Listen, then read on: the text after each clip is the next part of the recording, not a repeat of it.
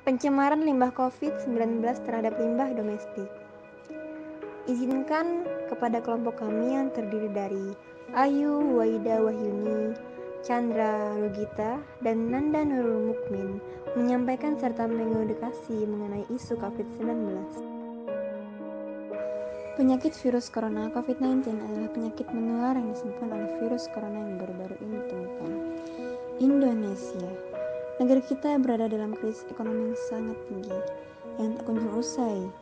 Kondisi diperburuk kurangnya kesadaran, aktivitas warga semakin meningkat. Kekhawatiran pun muncul berkenaan dengan pengelolaan limbah medis. Kalau tidak dikelola dengan baik, limbah medis dari penanganan pasien dengan penyakit menular dikhawatirkan menjadi sumber penularan penyakit bagi pasien, petugas, dan masyarakat sekitar. Penanganan limbah medis maupun rumah tangga saat ini tidak beres. Pemerintah pusat maupun daerah kurang peduli dengan penanganan limbah medis.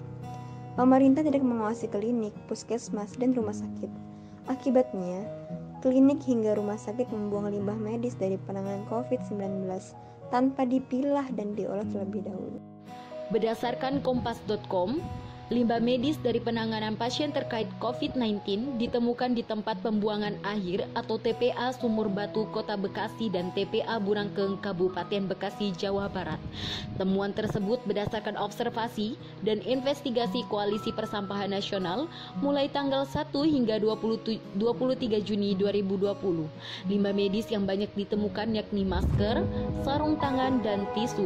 Pemerintah Kota Bekasi menduga limbah medis itu berasal dari klinik, puskesmas, dan rumah sakit di wilayah Kota Bekasi. Limbah medis ada sejak COVID-19 mewabah. Ketua Koalisi Persampahan Nasional, Bapak Bagong Soyoto, Selasa 30 Juni 2020 mengungkapkan, sesuai informasi dari sejumlah pemulung dan temuannya di lapangan, pembuangan limbah medis di TPA Sumur Batu dan TPA Burangkeng sudah berlangsung sejak munculnya kasus COVID-19. Ia menilai hal tersebut terjadi lantaran tidak adanya pemilahan sampah di tingkat sumber yang memisahkan sampah biasa dengan sampah yang berkategori limbah bahan beracun dan berbahaya.